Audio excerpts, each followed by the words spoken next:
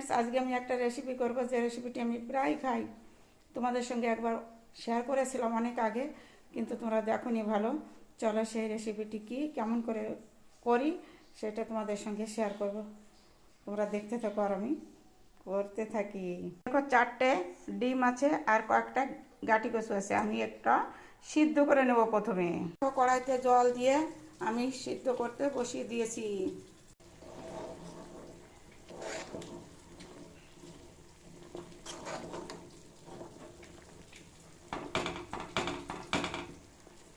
দেখো, গাটি কচু আমার সিদ্ধ হয়ে গেছে, এখন তুলে নেব। ডিমও ফেটে গেছে, যে সিদ্ধ হয়ে গেছে। দেখো, বন্ধ করে দিয়েছি। এখন খোসা ছাড়িয়ে নেব ডিমেরও আর গাটি কচুর। দেখো, ডিম ফেটে গেছে। এখন বুঝতে হবে আমার ডিম সিদ্ধ হয়ে গেছে, আর গাটি কচু তো হয়ে গেছে, গলে গেছে, এরকম নরম হয়ে গেছে। ডিম আর গাটি কচু আমি খোসা ছাড়িয়ে নিয়েছি। এখন ডিমকে অর্ধেক করব, আর এই গাটি কচুকে ছোট ছোট করে কেটে নেব। এই দেখো, ছোট ছোট করে কেটে নিয়েছি গাটি কচু, আর 4টে ডিমকে এইভাবে মাঝখানে কেটে নিয়েছি। পাশে কড়াই বসিয়ে তেল দিয়ে দিয়েছি। তেল গরম করে তেজপাতা আর জিরে দিয়ে দিয়েছি অল্প একটুখানি। এবার এই গাটি কচুগুলো দিয়ে দেবো।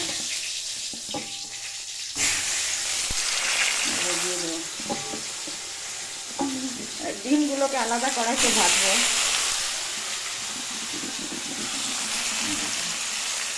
এখন লবণ আর হলুদ এটা দিয়ে এটাকে ভাজতে ভাজতে আমি অন্য কড়াইতে তেল দিয়ে দেব। গরম হতে হতে আমি এই ডিমে লবণ আর হলুদ দিয়ে দেবো।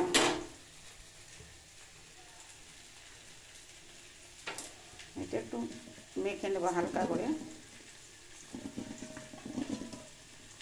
আর এই ডিমগুলো এই গরম তেলে ছেড়ে দেবো। আর পড়ে গেল। সবগুলো এইভাবে গুড করে ভেজে নেবো। তো ভাজা হবে, তারপর পাল্টে দেবো। এই পাশে দেখো, এইগুলো হচ্ছে, এগুলো ভালো ভাজা হবে। আর ওইটা যখন ভালো করে ভেজে নেবো, তারপরে মিলিয়ে জলটা দিয়ে দেবো।